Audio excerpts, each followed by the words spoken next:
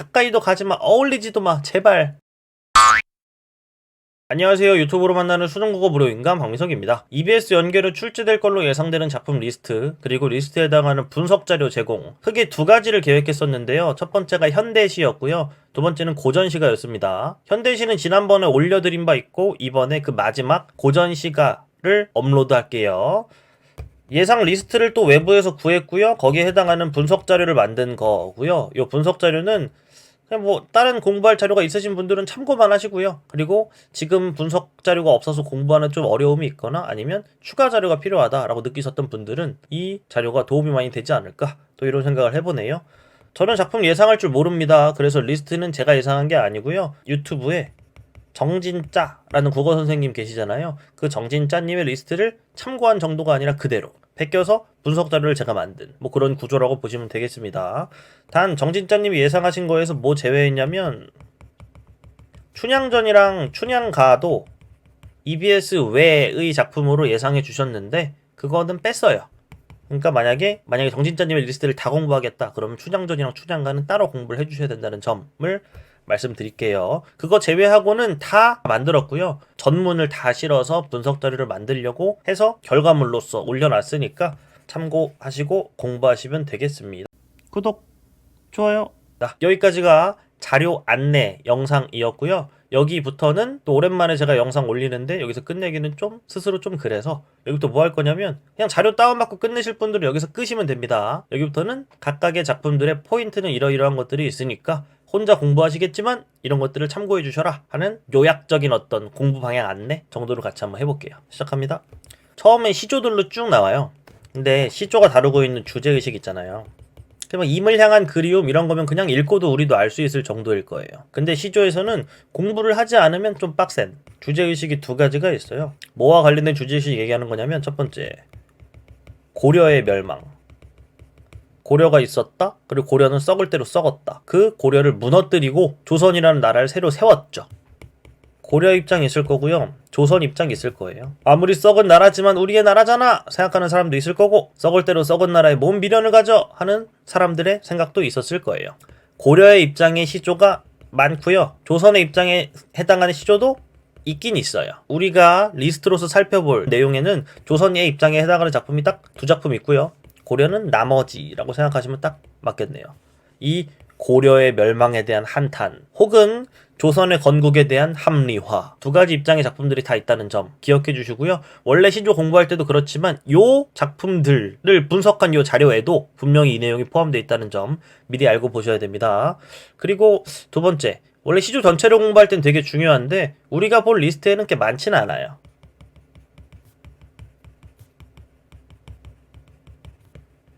단종이라는 어린 왕이 있었습니다.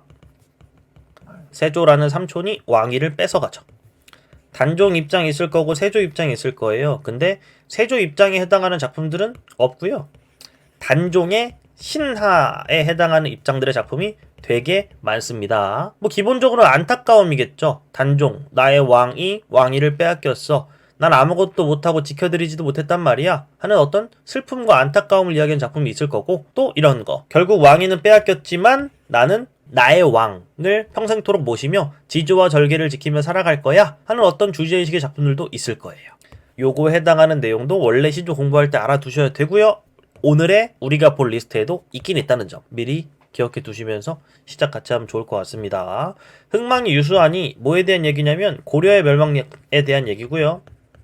어디 편인가? 고려 편입니다. 고려의 멸망을 안타까워한다. 두 가지 한자성어 정도 떠올릴 수 있으면 될 것 같고요. 요 정도 볼게요. 넘어갑니다. 천만리 머나먼 길에, 얘는 단종의 신하예요. 두 가지 포인트를 기억하셔라. 마지막에 감정이입이 나온다는 점이 포인트예요. 안이라고 했지만 이 안이라는 한 글자가 속마음, 내 속마음을 의미하는 거라서 저 물도 내 속마음 같아서 울면서 밤길을 가는구나. 물은 그냥 흘러갈 뿐인데 자신의 감정을 이입해서 그 물의 흘러감이 슬픔의 어떤 외부적인 표출이 되게끔 이야기하고 있는 거죠. 뭐 그 정도 알고 계시면 되겠네요. 넘어갈게요. 500년 도읍지를, 원래 500년 나오고 뭐 나오면 다 고려 얘기예요.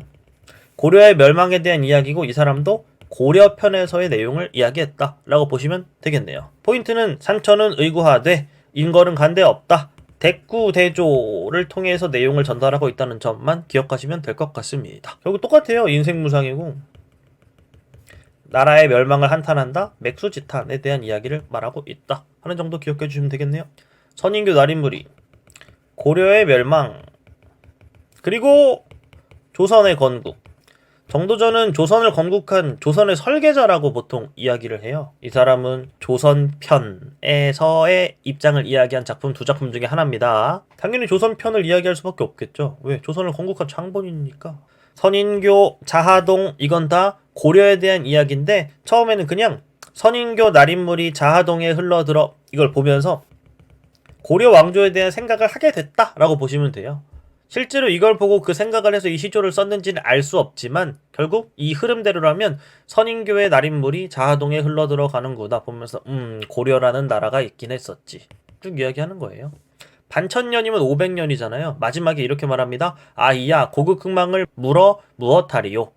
과거에 연연하지 말고 현재에 집중하며 미래를 향해 나아가자 하는 어떤 정당화, 어떻게 보면 합리화에 대한 내용이 제시되고 있다 라고 보시면 딱 맞겠네요. 이화의 월백하고 얘는 앞에 봤던 두 가지 주제, 두 개의 특이한 주제 아닙니다. 얘는 그냥 봄의 애상감을 이야기하고 있다 하는 정도만 알아주시면 될 것 같아요. 포인트가 보통의 봄에서 느껴지는 그런 긍정적인 감정 이런 것들 하나도 없고 그냥 괜히 슬퍼해요. 그냥 처음부터 끝까지가 다 그 애상감을 강조하기 위해 짜여진 내용이다 라고만 알고 계시면 괜찮을 것 같네요. 마지막에 다정도 병인양하여 이게 몸에 병이 걸렸다는 거 아니고요. 또 그냥 다정다감한 게 문제가 된다라는 얘기도 아니에요. 그냥 생각이 많고 애상적인 느낌이 너무 많아서 난 잠을 못 잔다. 그냥 봄과 애상감 이 정도만 무조건 연결해서 알아두시면 끝나는 시죠.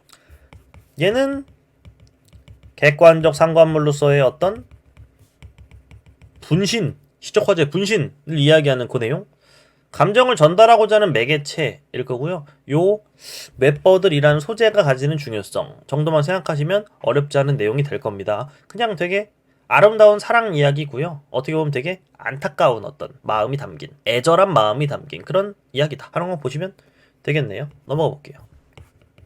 굳이 말하면 고려 쪽의 편에선 고려의 멸망에 대한 직접적인 이야기를 하진 않지만 관련은 되어 있는 뭐 그런 내용이라고 보시면 되겠네요. 고려의 편에 끝까지 서서 죽어간 사람, 그게 바로 정몽주이기 때문에 우리는 정몽주가 죽은 것도 알죠? 알고 나서 이 내용을 보니까 좀 더 안타깝겠죠.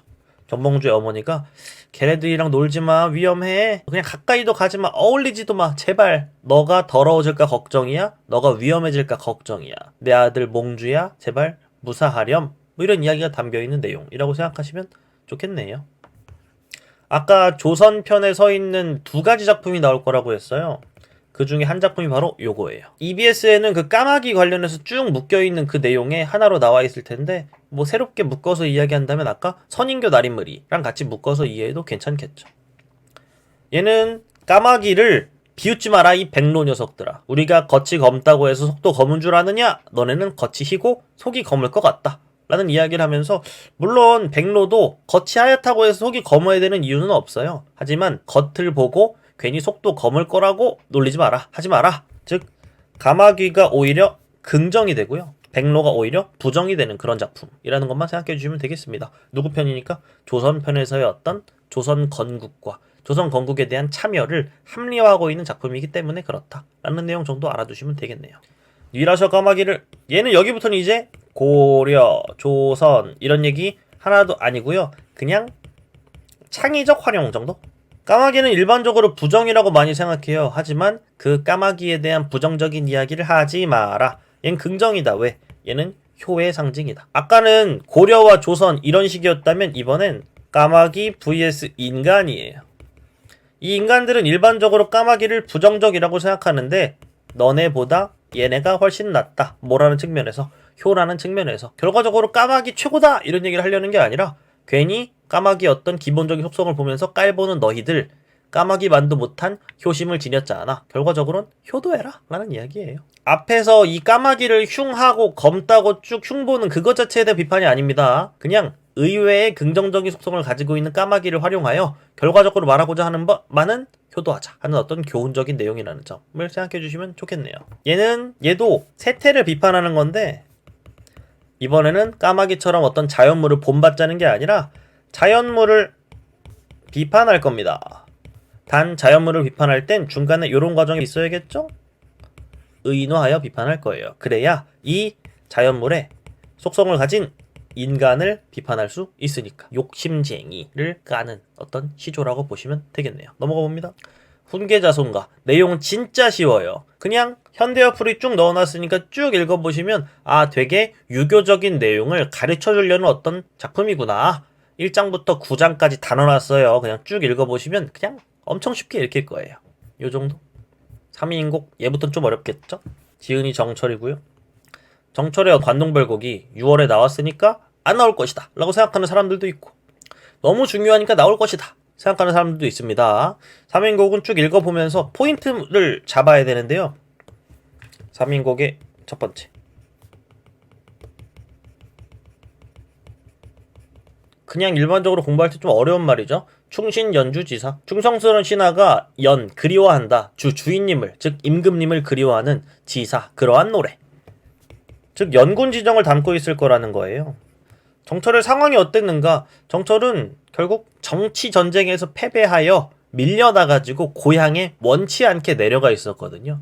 그때 자신은 어떤 마음이었겠어요? 당연히 경복궁으로 돌아가고 싶어 죽겠죠.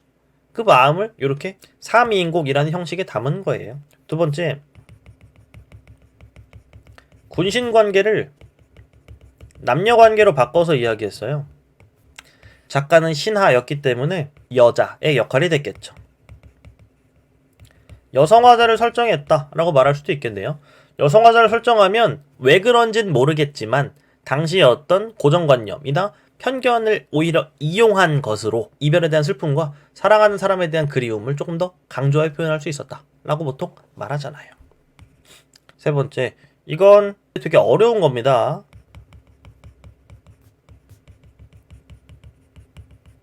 이원적 세계관 혹은 이원론적 세계관이라고 하는데 세상을 두 가지로 보는 거예요. 천상계와 지상계로.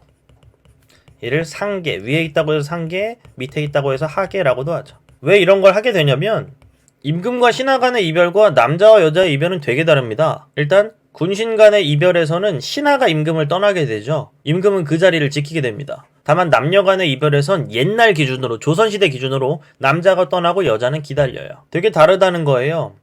그래서 요 내용까지 해서 비유관계를 딱 맞출 필요가 있었나 봐요. 천상계에서 남녀를 함께 했죠. 하지만 여성이 하계로 어떤 이유에서건 쫓겨나게 됩니다. 하계로 떨어져 버려요. 떨어져 버린 어떤 여성은 상계로 올라가고 싶어 죽겠지만 자기 힘으로 올라갈 수가 없어요. 왜? 하늘과 땅 사이의 거리 너무 머니까. 결국 올라가려면 어떻게 해야 되냐면 여기에 있는 남성이 여성을 다시 불러 올려줘야 돼요. 마치 뭐처럼? 마치 고향에 내려가 있는, 고향은 전남 담양군 창평면이라고 합니다. 여기에 가 있는 이 정철이라는 신하를 임금이 다시 한번 한양으로 불러 올려줘야 되는 것처럼 똑같은 구조를 아예 맞추기 위해서 1번이라는 내용을 전달하고 싶었고 2번이라는 형식을 빌렸어요. 왜? 더 간절하게 표현하고 싶으니까. 그리고 3번까지 해서 사실관계까지 딱 맞춰놓은 거예요. 그 1, 2, 3의 어떤 내용들을 쭉쭉쭉 응축시켜서 3위인곡, 아름다운 사람 즉 사랑하는 사람 즉 임금님을 그리워하는 그런 노래를 구구절절 쓴 거죠. 3인곡을 만약에 공부한다면 특징은 이거예요. 사는 원래 생각한다는 뜻이지만 이걸로 연상해주면 좋겠어요. 사계절의 흐름에 따른 희상전개가 나타난다 하는 점이고요. 봄, 여름, 가을, 겨울 다 나타나잖아요. 그리고 자꾸 어떤 객관적 상관물로서 아까의 거의 맵버들급의 내용이 4개 이상 나와요. 봄, 여름, 가을, 겨울에 각각 임에게 무슨 선물을 줘서 자기의 마음을 전달하려고 하죠. 내용 파악을 다 할 거라면 이렇게 정리하시면 좋아요. 계절, 즉 봄, 여름, 가을, 겨울 해놓으시고요. 여기엔 유치하게 선물이라고 써놓고 쭉쭉쭉 선물을 쓸 수 있게끔 정리하세요. 봄에는 결과적으로 매화를 보낼 거고요. 여름에는 옷을 선물할 거고요. 가을에는 청광을 줄 겁니다. 겨울에는 2가지를 줄 건데요.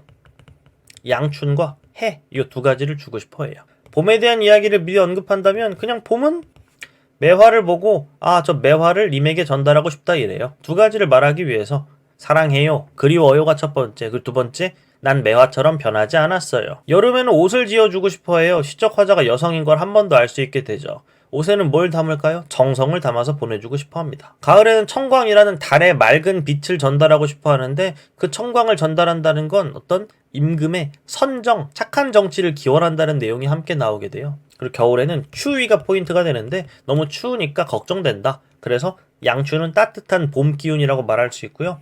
해도 따뜻한 거잖아요. 결과적으로 두 가지를 임금에게, 임에게 줘서 그 추위를 조금은 극복할 수 있게 해주고 싶어 한다. 여기서는 정치에 대한 걱정을 한다고 하고 여기선 건강에 대한 걱정을 한다. 보통 이렇게 이야기를 하죠. 당연히 가사니까 서사, 본사, 결사의 구조일 거예요. 서사에는 어떤 과거의 내용이 조금 나와요. 만나서 사랑하게 된 이야기, 사랑할 때의 이야기가 쭉 나오다가 이 과거의 사랑은 왜 나올까요? 결국 현재와의 대조를 위해 나오는 거예요. 그리고 결과적으로 여기서 이별을 하게 되고요. 본사에서는 1, 2, 3, 4가 있게 돼요. 왜 1, 2, 3, 4가 있을까요? 봄, 여름, 가을, 겨울에 해당하는 이야기가 있어야 하니까요. 결사에서는 마지막에 뭘로 마무리를 하게 되냐면 사랑하는 사람과 함께 할 수 없으니 다시 태어나 범나비가 되고 싶다고 말해요. 범나비는 호랑나비인데 그 범나비가 돼서라도 사랑하는 사람을 만나고 사랑하는 사람의 뒤를 따르고 싶고 하는 마음을 전달한 거죠. 굉장히 의지적인 모습을 보여주지만 여전히 소극적인 마음을 보여주게 되는 그런 내용까지 확인할 수 있게 되는 게 3인곡의 전체적인 내용입니다. 전체적인 내용 간단하게만 보면 여기부터 서사예요. 뭐 나오나요? 사랑했다. 우린 얼마나 천생연분인지 모른다. 그러다가 갑자기 이별하게 되었다. 이별하게 됐더니 상계에서 어디로 떨어졌다? 하계로 떨어졌다. 진짜 나오잖아요. 나는 여성인데 슬퍼 죽겠다. 그러다가 느낄 일도 하도 할샤 많기도 많다 하면서 시작돼요. 봄 이렇게. 봄에는 결국 매화를 전달하고 싶어 하죠. 여름이네요. 여름에는 옷을 짓고 싶어 하네요. 그리고 가을이고요. 가을엔 뭐 주고 싶다고 했어요? 청광. 달에 맑은 빛을 진짜로 주고 싶어 하네요. 뭐 때문에?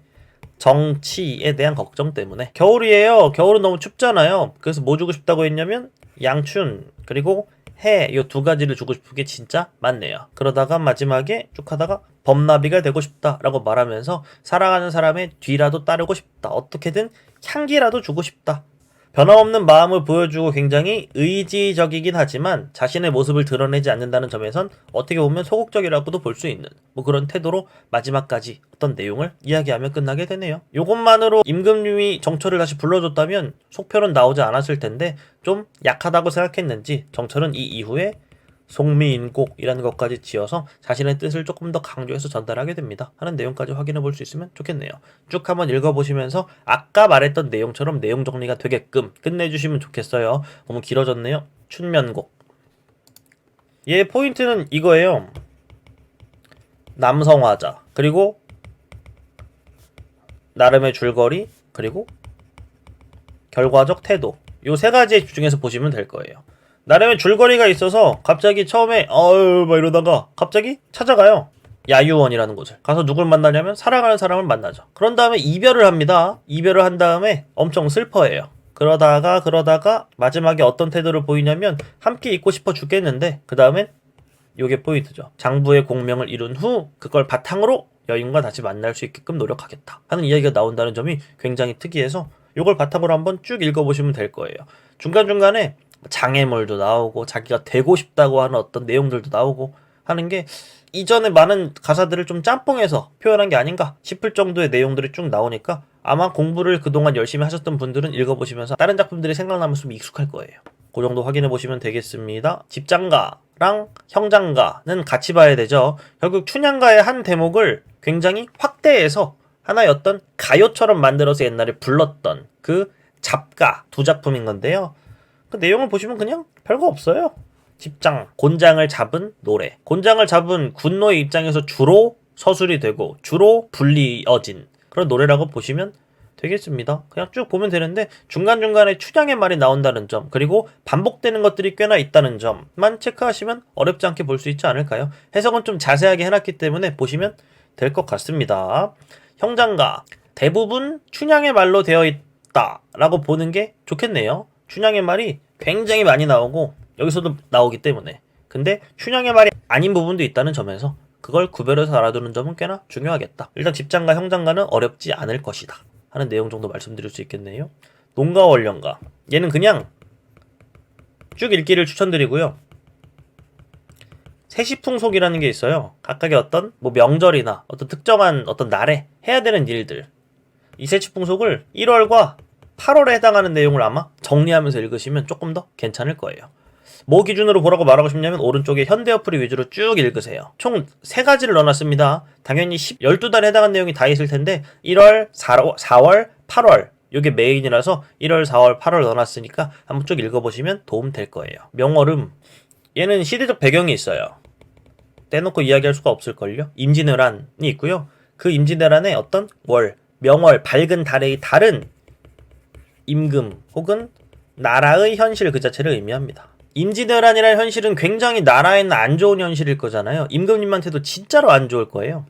처음에는 어떤 달에 대한 예찬으로 긍정적인 속성을 막 노래하고요. 나중엔 그 달이 가려져 있다고 말할 거예요. 그리고 가려져 있어도 달이지 하면서 달의 본질적인 속성은 변하지 않는다고 말하면서 결과적인 마지막에 태도에 주목하면서 보시면 좋지 않을까? 이게 다예요. 내용을 요약한다면. 중간중간에 표현 같은 것도 아마 어렵지 않게 쭉 다 해석해 놨으니까 아마 읽어보시면 괜찮을 것 같습니다. 결과적으로는 그래 이런 내용이었어 하고 정리가 될 수 있으면 좋겠어요. 누앙사, 조선 전기가 있고 조선 후기에 어떤 가사가 있다고 했을 때 얘는 중간이다. 박인로라는 사람은 중간을 형성했다라고 보통 말해요. 조선 전기의 어떤 사대부들의 어떤 가사는 다 굉장히 관념적이었어요.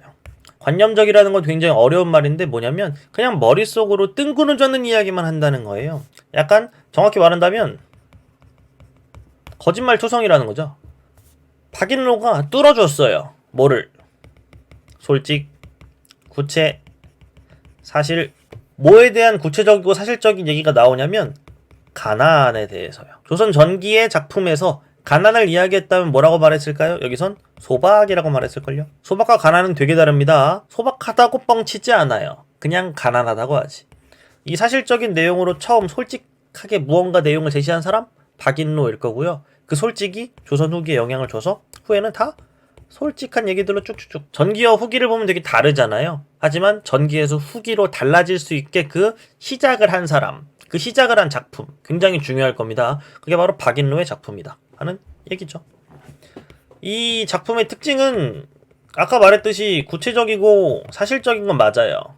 근데 한계점이 2가지가 있다고 말할 수 있는데 한계점 2가지는 한자어가 너무 많아요. 그리고 2번째, 약간의 어떤 주제의식에 유턴이 나타난다고 볼 수 있어요. 구체적이고 사실적으로 말했으면 그 사실적인 이야기 하면서 그래 난 가난해 이러고 끝나야 되는데 중간에 보다 보면 이런 얘기 나와요. 하지만 난 선비야. 갑자기 박인로 씨가 조선 후기로를 데리고 가려고 하다가 유턴해서 갑자기 조선 전기에서 끝나요. 조선 전기의 그 거짓말들로 끝나버린다는 거죠. 선비 정신으로 끝납니다, 여러분. 그 내용이 좀 특이하고 또 하나 누앙사를 공부를 아예 안 한 친구들은 없겠지만 대화도 나오고요. 굉장히 서사, 어떤 사건의 진행도 나온다는 점, 그 되게 소설틱한 모습이 나온다는 점이 굉장히 중요한 작품이다 라고 생각하시면 되겠네요. 초반부는 얼마나 가난한지를 엄청나게 이야기해줘요. 이 초반부가 가난에 대한 어떤 굉장히 자세한 제시가 나타나 있다라고 생각하시면 되겠어요. 먹고 사는 이야기에 대한 얘기를 하거든요. 그리고 여기부터는 점점점 어떤 작가이자 시적 화자의 사람의 어떤 사연이 제시되게 되는데 처음에는 뭐까지 이어지냐면 직접 농사 지어야 되는 상황까지 사람을 몰아가요. 뭐 때문에? 전쟁 때문에 결과적으로 직접 농사를 지어야 되는 상황이다. 요 직접 농사가 첫 번째 조건이고요. 2번째, 직접 농사 짓는 거 인정. 근데 뭐가 없다. 소가 없다라는 얘기를 하기 위해서 소 빼고 다 있는 상황까지를 또 몰아가요. 여기까지죠? 소만 있다면 농사를 지을 수 있는 상황.